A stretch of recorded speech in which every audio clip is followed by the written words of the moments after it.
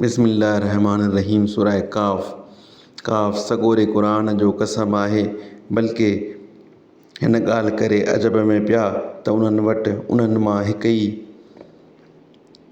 हिकिड़ो ॼाणींदड़ आयो। पोइ काफ़िरनि चयो त हीअ अजब ॻाल्हि आहे। भला जॾहिं मरंदासूं ऐं मिटी थींदासूं उहो वरी जहिड़ो थियणु अक़ुल खां परे आहे। उन्हनि मां जेकी ज़मीन में घटाईंदी आहे सो बेशक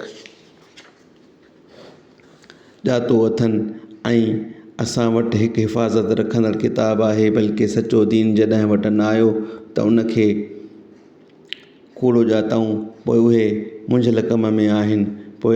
पोइ आसमान जो संदनि मथां आहे, तंहिं ॾांहुं न ॾिठो अथनि छा त उनखे कीअं बणायो अथऊं ऐं उनखे कीअं सिंगारियो अथऊं ऐं उन मां का फोट न आहे। ऐं ज़मीन खे पखिड़ियोसूं ऐं मंझंदि जबल विधासूं ऐं मंझंदि सभु कंहिं वणंदड़नि जिन्सुनि मां सला ॼमायासूं। सभु कंहिं वणंदड़ बाने जी वाट ॾेखारण ऐं ॾियण लाइ ऐं आसमान खां बरकत वारो पाणी लाथोसूं। पोइ उन सां बाग़ ऐं लुणण वारी पोख जो अनु ॼमायोसूं ऐं डिघियूं खजूं बि जिन जा गोशा तह तह थियल आहिनि। बाननि जे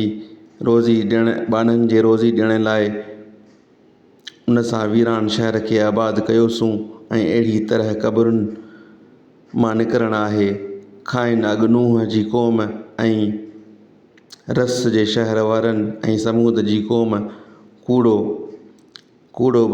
भायो ऐं आद ऐं फ़िरऔन ऐं लूत जे भाइरनि ऐं एका वारनि ऐं तुबअ जी क़ौम हर हिकु पैगंबरनि खे कूड़ो ॼातो। पोइ मथनि मुंहिंजे अज़ाब जो अंजाम लाज़िम थियो। पहिरें भेरे जे